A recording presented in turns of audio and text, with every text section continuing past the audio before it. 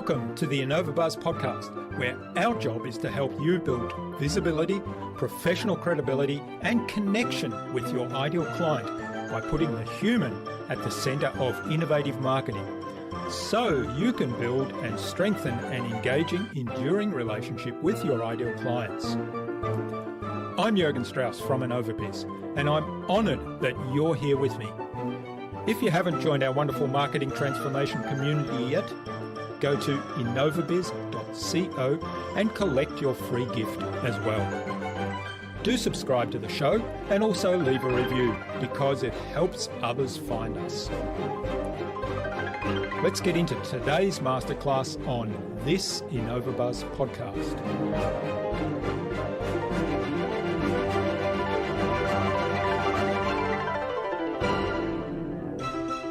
Just be yourself. Like the day I started to appreciate and admire what I bring and what I don't bring to the table, that's the day I started growing in business and on my personal development. So I admire people who are honest about who they are, and they know their challenges and their opportunities. And what we do simply is to bring in people to complement you. Where you have a weakness, you bring people in who can fulfill that role for you, and you shine where you believe is your spot, your gold mine, what you bring to the table.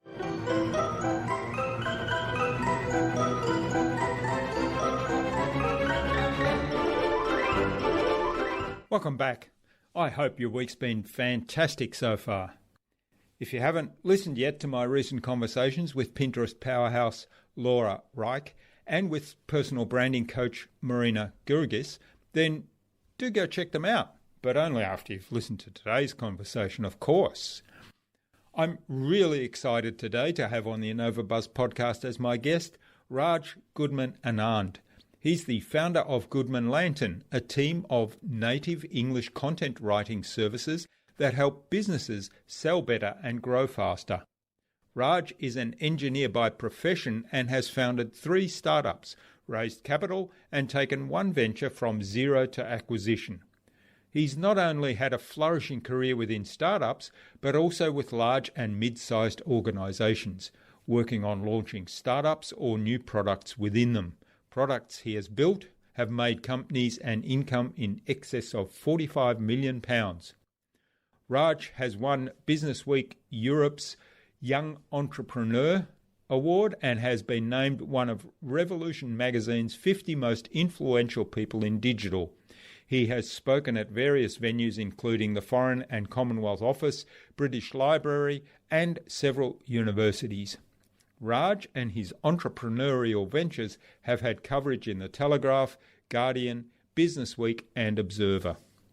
In our conversation today, Raj talked to me about the keys to building a strong culture in teams. Basically, care about the people. We talked about the importance of systems and processes and about the core role and expertise of the business owner, which is to train the team in culture. Without further ado, then let's fly into the hive and get the buzz from Raj Goodman Anand.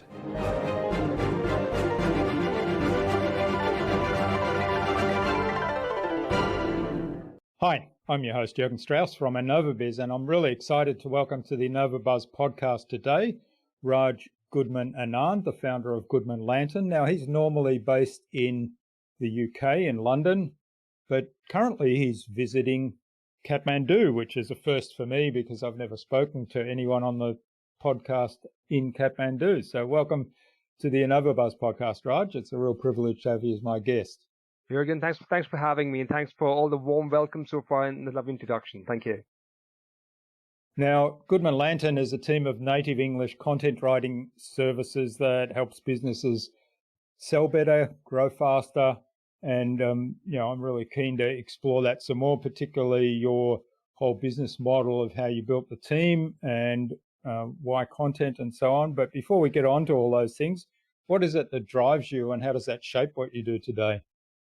Well, at the moment, I'm on a single mission to make Goodman Lantern the best remote working company in the world. That's my single focus. I think about this when I'm awake, working, sleeping, drinking, eating. This is my passion, and also to empower my team. Like that's the fundamental focus to have at the moment as a company owner. Apart from that, obviously everything else you would have as a company owner, make my clients successful and make them grow. But I believe if your team is happy, they service the customer in the best possible way, and then every client who comes to us wins every time, every hour, every minute. Yeah, I can't remember who said this, but the quote was, if you take care of your people, they'll take care of your customers. Absolutely, Jürgen. Absolutely. So I'm passionate about that. I'm actually doing a lot of different things at the moment to improve their way of being, their knowledge, their progress, their growth.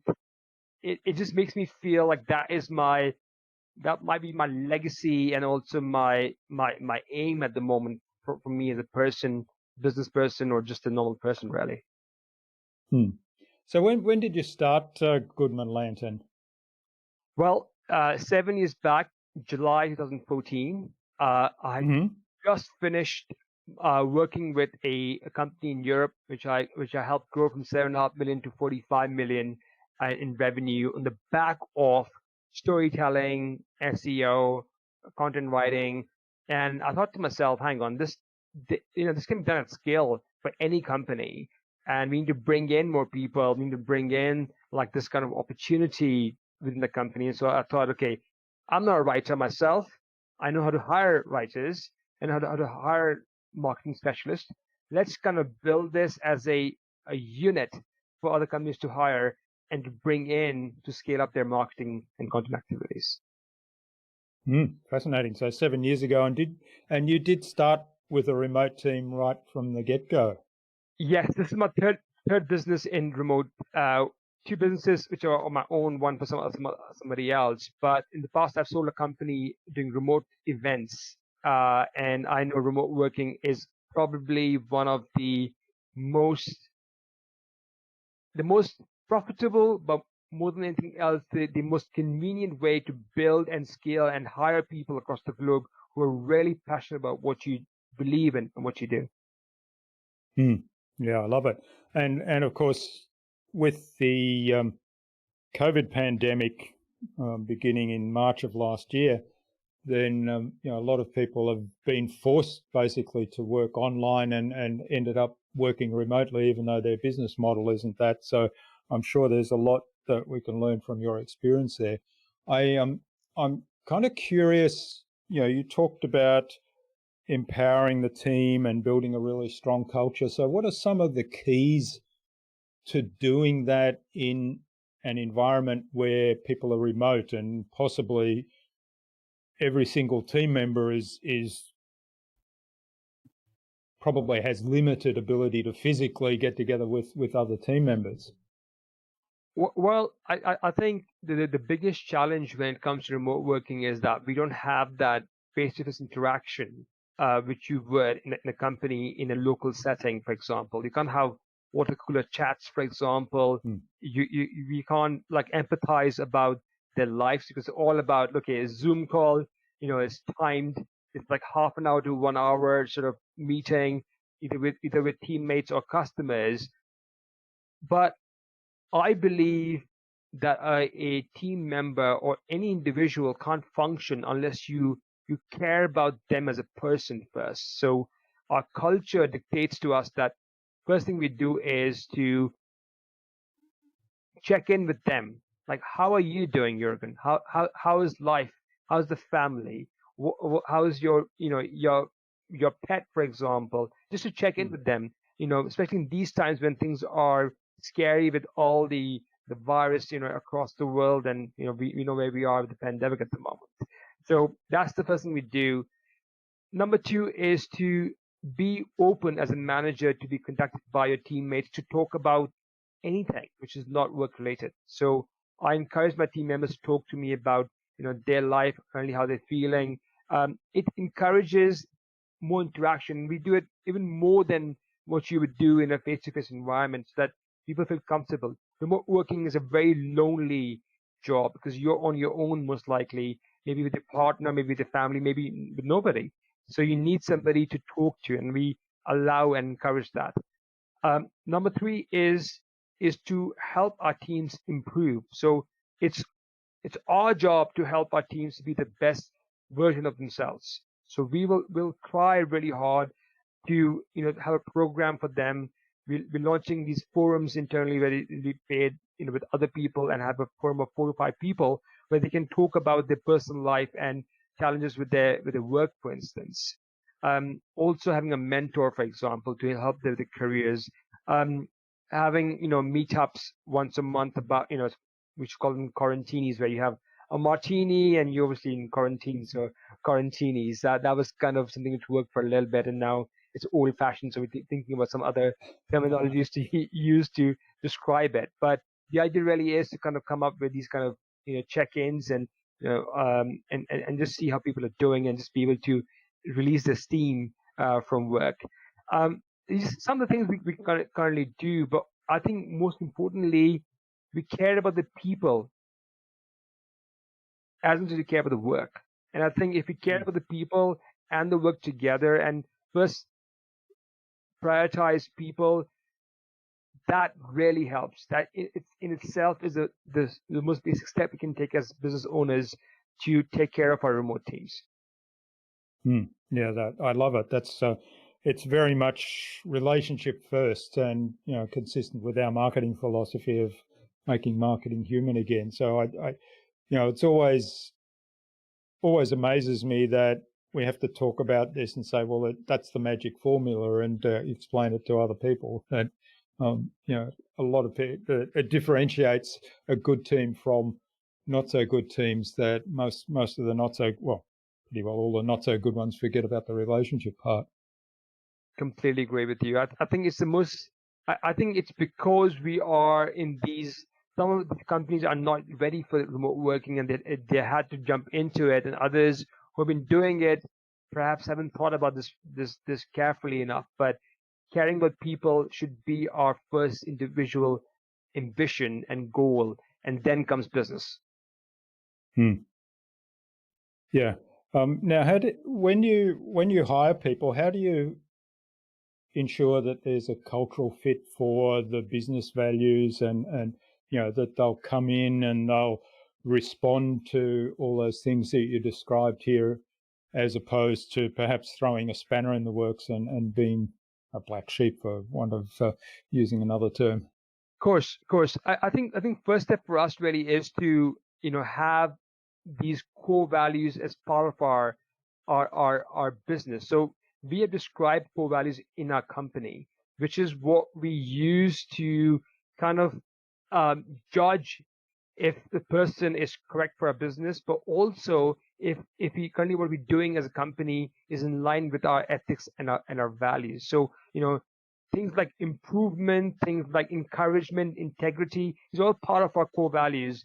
And so we want to make sure that our team members have them as well. So as part of our assessment centers, for example, when we hire people, we have a personality test which we run them through.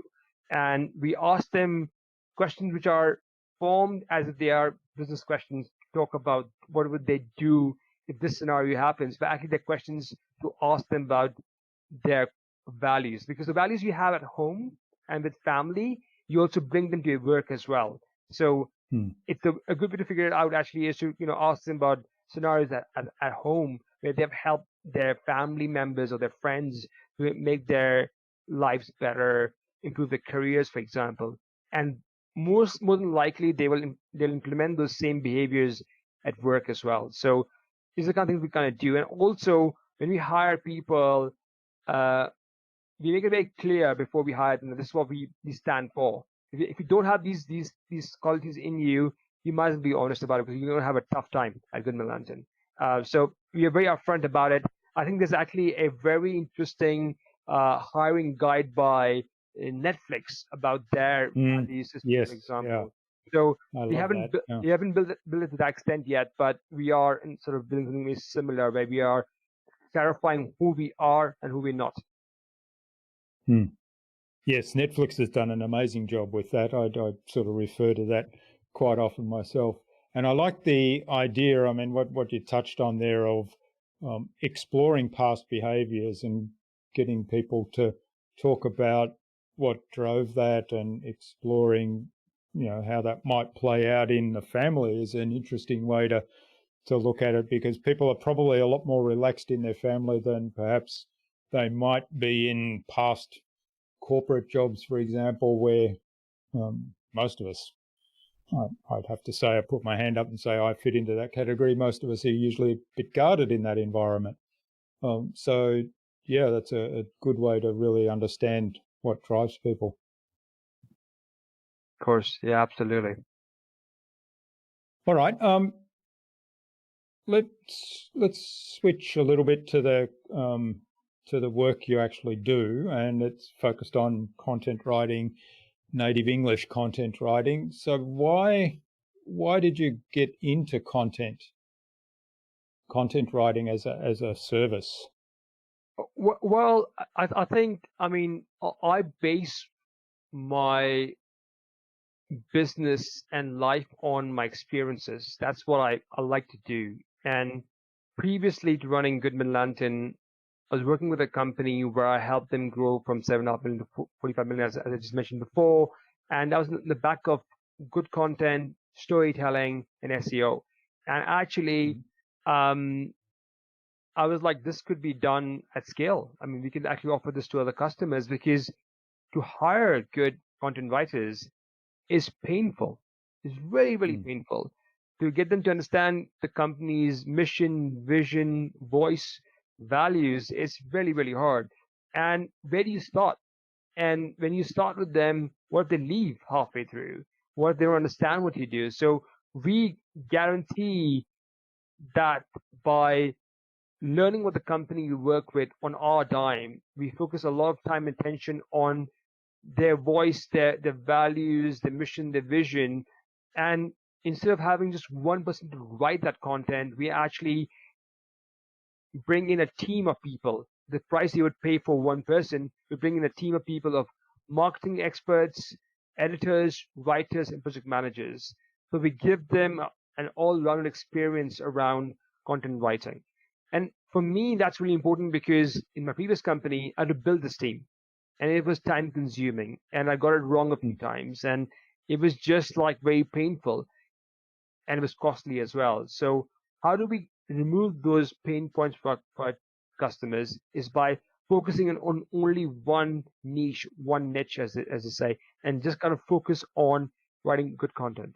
And as an engineer, and I'm not a content writer myself, I can appreciate, a process. I'm driven by processes around everything from onboarding to delivery, to satisfaction, scoring, for example, ranking. So it's really important for me that everything is done in a process where we can replicate and grow that further, to scale it up as clients need to do that, for instance. So I bring a different perspective to content writing from that angle, but also, the team is what makes it Goodman Lantern. It's our team who are passionate about writing, passionate about making it as close as possible to the company's mission, vision, and to make them resonate with their customers. Yeah, you touched on a lot of things there that I really like. I mean, one of the questions I had for you was, how do you write content that comes across as the voice of your customer and is also then consistent with the other messages that are coming from that particular organisation? So I think you've answered that there in terms of a lot of the research in that. The other thing you touched on there is systems and processes, and it didn't occur to me when I was doing my research into you, but of course, as an engineer, you're a process person, and I guess that's where my process bent comes from as a scientist. You were always writing recipes and writing things that for other people to follow. So I'm guessing you have all of your processes really well documented.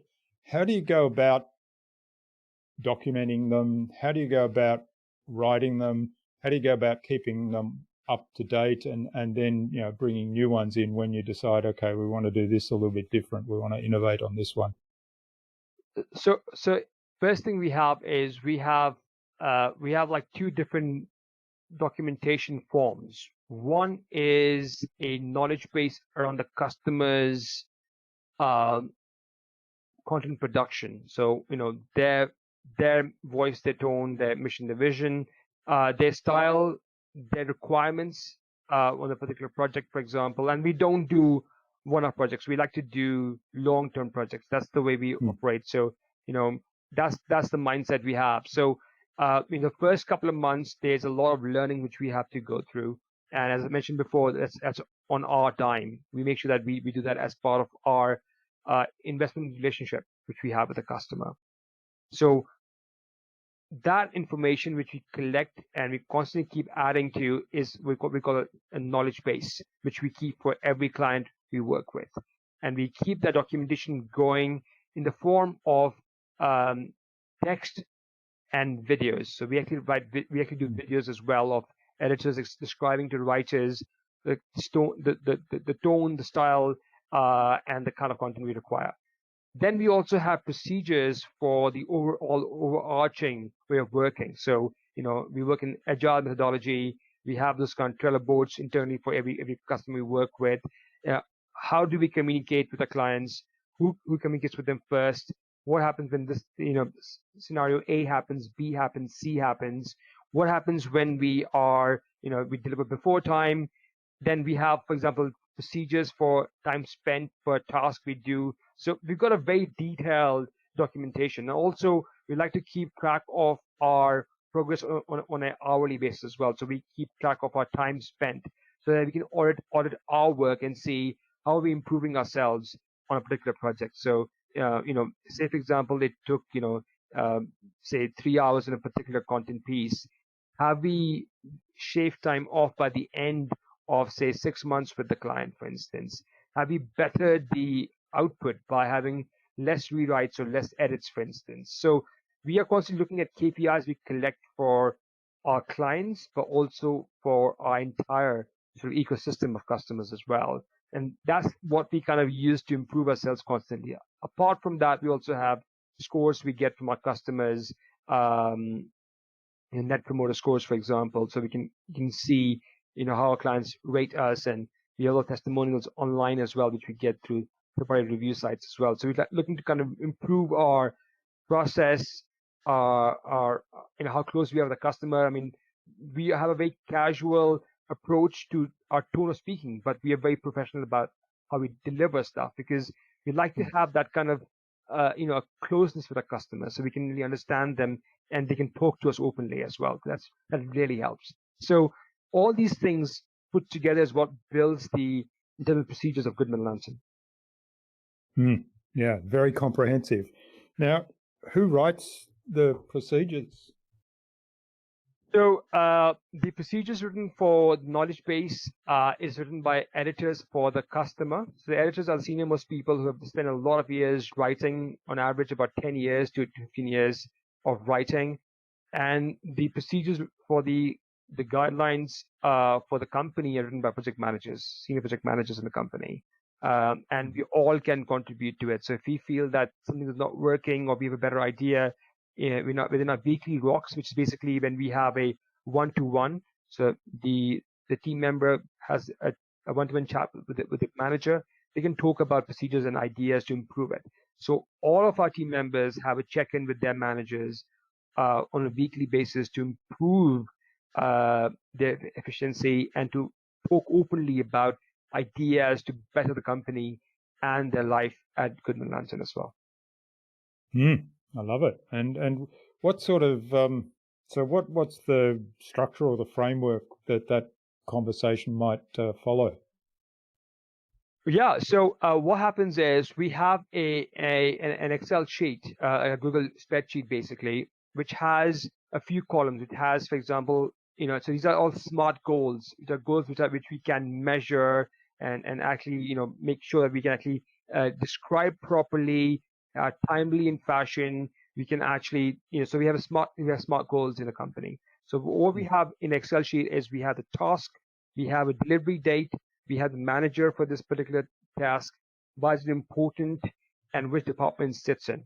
So everything we discuss as a manager with a team member, we pre-describe them in this Excel sheet. When you come to the meeting, we describe how much is already finished in that particular task in the task sheet. So if the tasks are already finished, we close them, then they disappear.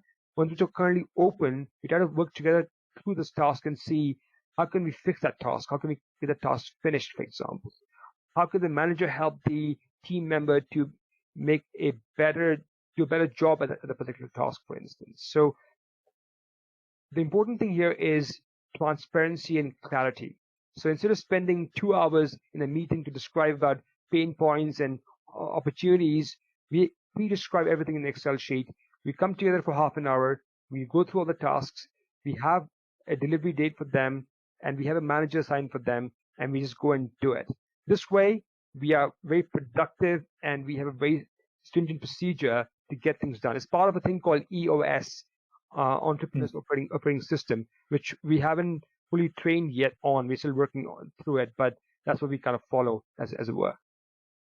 Yeah. The whole EOS concept is a fascinating one, and people might like to listen to some of my previous interviews where we had Gino Wickman, who is the kind of one of the founders, and we've also had a couple of his co-workers and partners on the show as well, authorized EOS implementers. Okay, so it is, and if you document everything really well, as you say, there's a lot of time to be saved, and meetings become very productive because you can focus on the actions, removing barriers, and speeding things up where there's opportunities to do that. Completely agree. Yeah, great.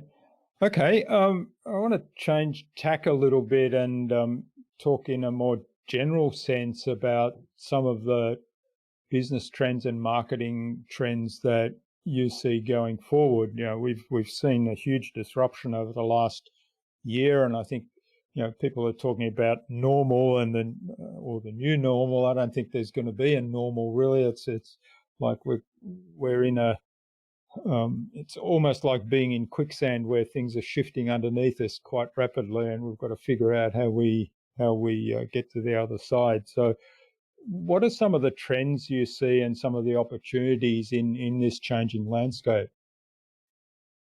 Well, I mean, obviously, I'm bullish about this whole remote working. I mean, there's no secret about it. I mean, we are a remote team, and we encourage remote teams. In fact, some of our customers are remote as well, and it's probably the only way for some companies at the moment. There's some clients who are still going into their workshops or their manufacturing units, for example. But I mean, that's a given. And there's some of them who are in sort of actually in the front line, so they have to kind of attend. But for majority of our customers, they are working remotely. I believe that this will bring a lot of changes to our industry, especially in marketing. In the way that there used to be a time when people would say, you know, we will do a lot of these kind of, we'll go to conferences, we'll go to, massive shows and industry trade shows, for example, and advertise there. Now, potentially, that opportunity might reduce going forward. There might be a different way to attend them. I mean, I've been attending a lot of e-conferences by Hopin, which is like this platform. Which is like platform. I'm doing another one next week as well.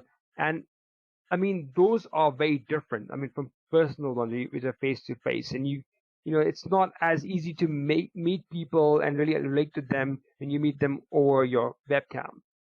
But equally, there is the importance of online marketing has now become even clearer, if it wasn't already, that this is potentially the ultimate way to get noticed.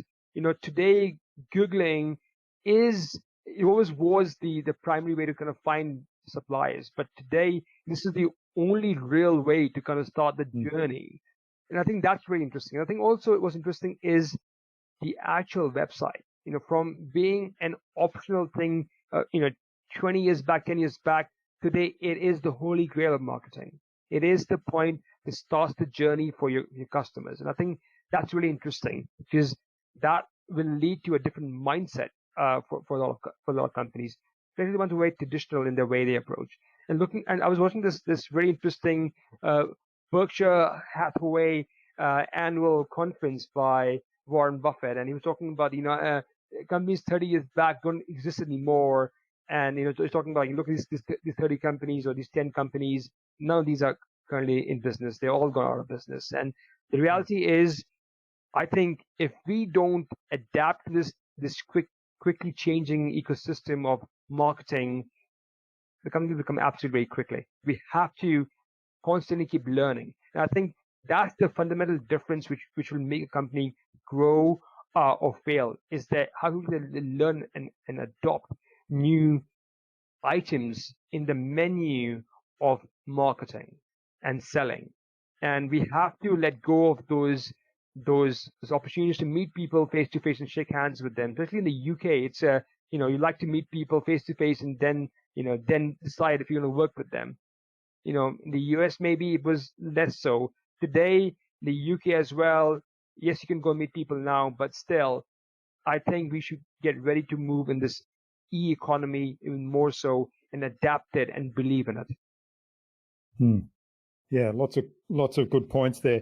The one of the things I think is a great opportunity with this shift to much more online, and particularly, people are starting to see this now that haven't been working online as much and that have been kind of forced to adapt, is that all of a sudden there's opportunities that are no longer geographically limited. So whereas they've been working with people in a certain geographic location because they've relied on that in-person interaction, now all of a sudden there's no geographic bounds. They can be anywhere. And the other thing I either read or somebody told me recently, these virtual conferences like the ones you mentioned that run through Hopin, not sure how to pronounce it. Some of them, they have the ability to have you visit a virtual booth and you can have a conversation with the people that are manning that booth. And a lot of the feedback now has been that the engagement and the number of conversations that the booth holders are having with potential clients are much greater than they were in the times of the physical live events, because people often just kind of browsed and looked from the outside in the physical exhibitions, whereas in these virtual ones, people feel a lot more comfortable just going in there and having a casual conversation. Yeah. I think also like for example, Hopin or Hopping, whatever you call it now, has this like chat roulette style, casual conversations, networking opportunities with one-to-one basis, which I believe is also really interesting. I mean, it is in the mindset of, or in the similar lines to Clubhouse. We can go and log in and hear speakers, but also network with those people who attend those conversations, for example. So I think people are now accepting that this is not just a dating situation. This is actually the reality, the life we live in, and we have to accept it. Otherwise, we are going to be obsolete very soon. Yeah, love it.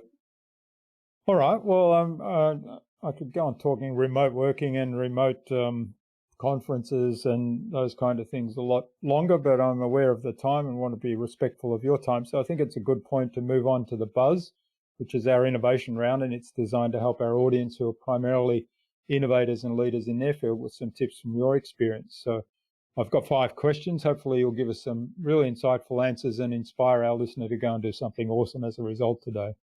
I'll try. What's the number one thing you think anyone needs to do to be more innovative? Constantly keep learning. Stay hungry, stay foolish. Constantly keep learning, reading books, audiobooks. That's the number one way to keep growing. Yeah, I love it. And I think, you've demonstrated throughout the conversation today that that's definitely part of your core values and core philosophy right through the organisation. All right, what's the best thing you've done to develop new ideas? To bring in smart, innovative people. I believe if I am the cleverest person in the company, I've got this completely wrong. I want to be the dumbest person in the team meeting, because that's the only way we will actually grow. So outsource the innovation process to the team members, and that's the ultimate job of a founder of a company, in my opinion. And it's interesting. It's a different mindset for most people, isn't it? Because I think the ego gets in the way of most of us. That we think we've got to be the people that train everybody else, and yet if you bring on experts in a particular area and say, I don't need to know about that, but here's our values. So you're the expert in assembling the team and making sure that there's a cultural fit, building the culture of the organisation, but the actual tasks themselves have experts for those. Absolutely. So I coach people on the sort of framework or mindset of Goodman Lantern, not their subject matter. So if they're SEO specialists, what they do. If they're design specialists, what they do. In those areas, I may not have any ideas or thoughts because I'm not from that space. But in that scenario, I like to be the dumbest person in the Zoom call. And I'm like, this is great. I mean, you know what you're doing. You're telling me what to do, and that's awesome. That's what I want to see from my team members. Great. Wonderful advice. All right. Now, you mentioned a few resources earlier. Do you have a favorite resource you use most often? In terms of like tools or team tools, or it could be team members, it could be just people in general. Well, I think the one thing I'm currently using quite a lot is like a OneNote, like Evernote tool. The thing I'm doing at the moment, which I'm doing every day, is journaling. I'm journaling every day at the moment. I still don't understand the real value of journaling, to be honest with you, but I'm seeing patterns in my gratitude, which I do in my journaling, as well as my pain points, and I can identify what is causing grief or happiness in my life, and that can help me better my next day, my next week, my next month, because I can work on those points and actually be a better boss, better father, better husband, better person. Fascinating. I'm kind of playing with journaling, but I'm a bit like you. I haven't quite figured out how to do it well, or how I sort of take the maximum value from it. So do you have some prompts or something that get you started?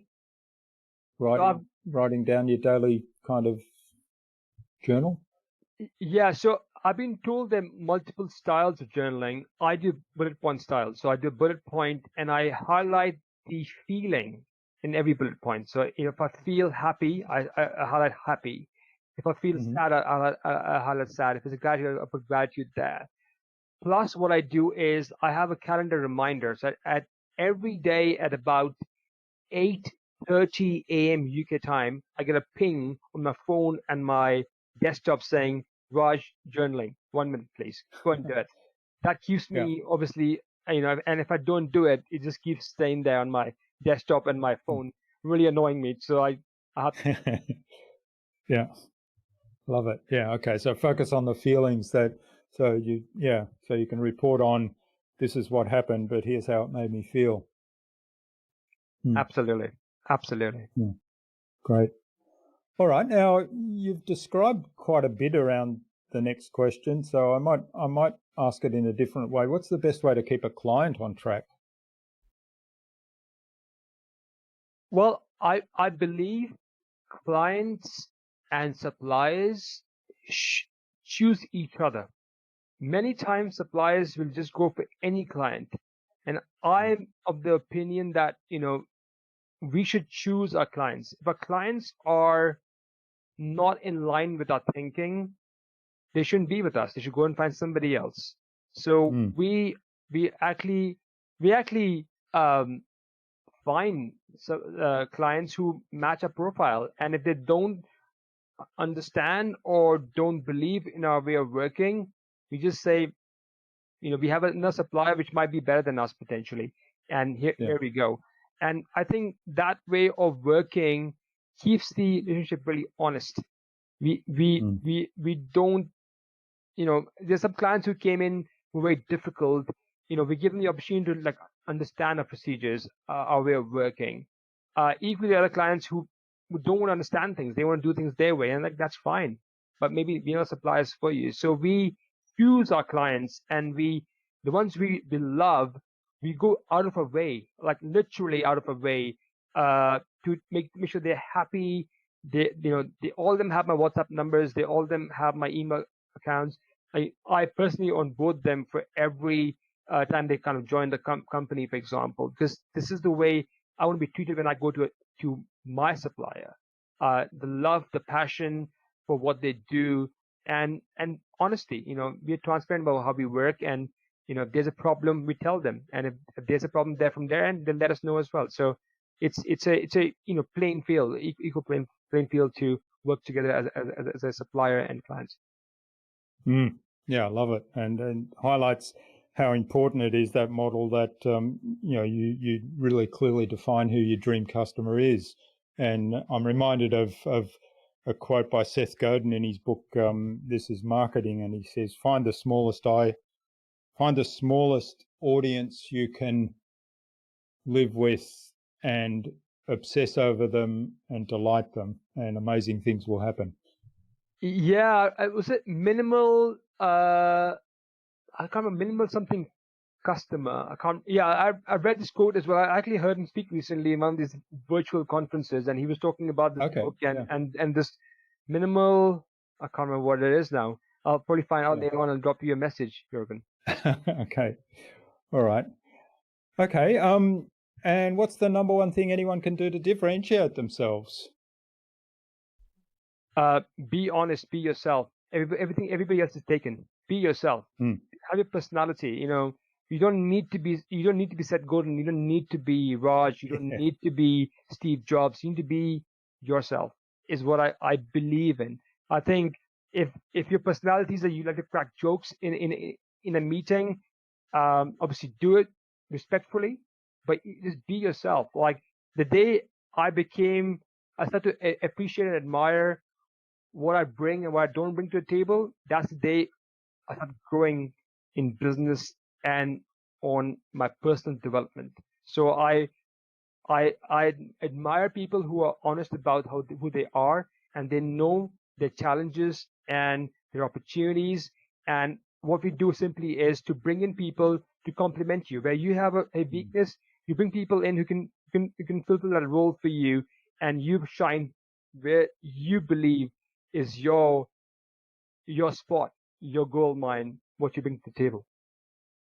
Yeah, I love it. And it's like, it highlights to me the importance of that self-awareness, which, I think that journaling can help with that. That's certainly one way to do it. But, it is also that attitude of bringing on board people smarter than you in particular areas, and if you're being yourself, you can be quite happy with, well, I'm not good at this thing, so I'll get somebody else to come in who's an expert in that area, and be quite comfortable with that.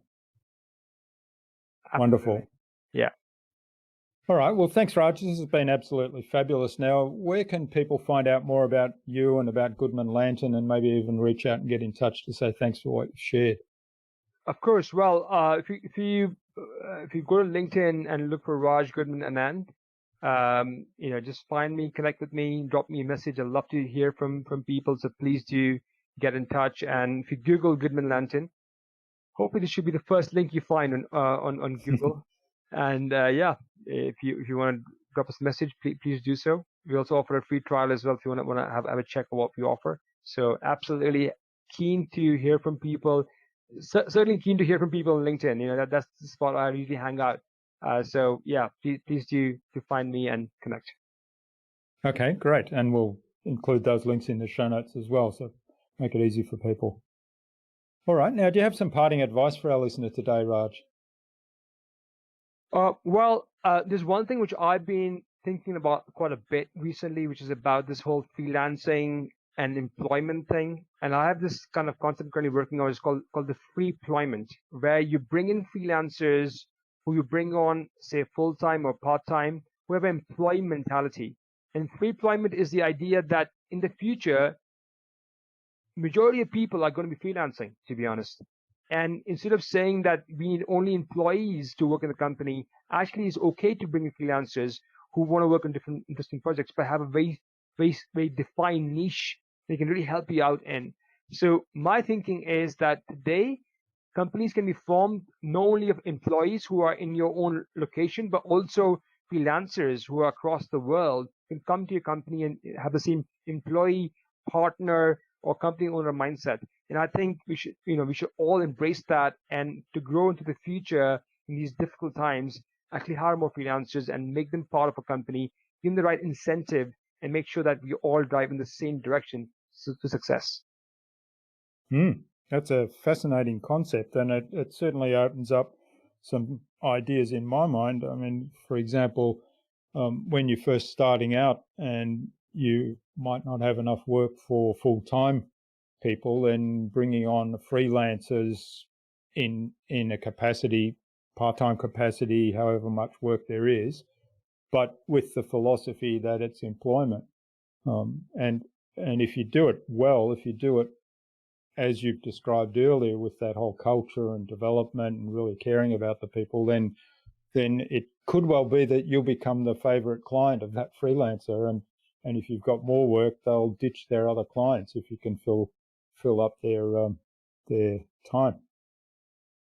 Indeed, I think people should feel valued for what they do and should have the right incentive to stay with the company. I think money is good to be provided as incentive, but the real incentive is satisfaction and being valued. And I think we should think about that for freelancers as we think for our employees as well. Great. Love it. Okay. And finally, Raj, who else should I get on this show and why? One thing which I might recommend is to call my wife, who is her name is Sue, and she wrote a book on how she was with cancer and how she cured herself through a positive mindset and healthy living. I think today, as business owners, we forget about the opportunity to grow our lives and have a healthy work-life balance. I think having Sue, she wrote a book about this and is growing rapidly on Amazon, for example. Her ideas are around eating healthy, living healthy is really interesting. So yeah, it's definitely Sue Gimire, that's her name. Maybe we might want to invite her. Okay, great. Well, we'll get an introduction to Sue from you and ask her if she'd like to join us on the show as well. We'll look forward to exploring that whole environment, that whole topic in some more detail. Fantastic. Great. Well, thanks so much for sharing your time and your insights so generously today, Raj. I've really enjoyed this. I've written down lots of notes and got lots of ideas and thought starters for me to help with my journaling as well. So I could probably go and journal a few ideas now. I've really enjoyed it. So all the best for the future, and let's stay in touch. Absolutely, Jürgen. I really enjoyed the conversation today, and thanks for having me today. I really appreciate it. Bye.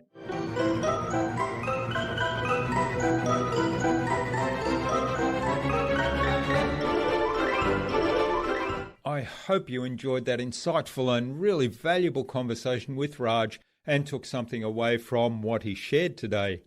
There were so many value bombs in this conversation about building a strong team that apply, of course, whether that team is remote or not. Perhaps the standout message for me was that the core role of the business owner is not the core expertise of what the business does, but it's to train the team in culture and that each team is their own expert in their area. I'd love to know what you took away from Raj's episode. Leave a comment below the blog post, which you can find at innovabiz.co/Raj Goodman. That is RajGoodman. All lowercase, all one word, innovabiz.co/Raj Goodman. You'll also find contact information for getting in touch with Raj there, as well as links to the Goodman Lantern website, his social media pages, and the other resources we spoke about today in our conversation. Now, if you liked and got value from this episode, please share it with a couple of other people that it might help. Tag me in on that share and I'll reach out to you with a special thank you. Raj suggested that we have a conversation with Sue Gamiri on a future InnovaBuzz podcast episode. So Sue, keep an eye on your inbox for an invitation from us to the InnovaBuzz podcast, courtesy of Raj Goodman Anand.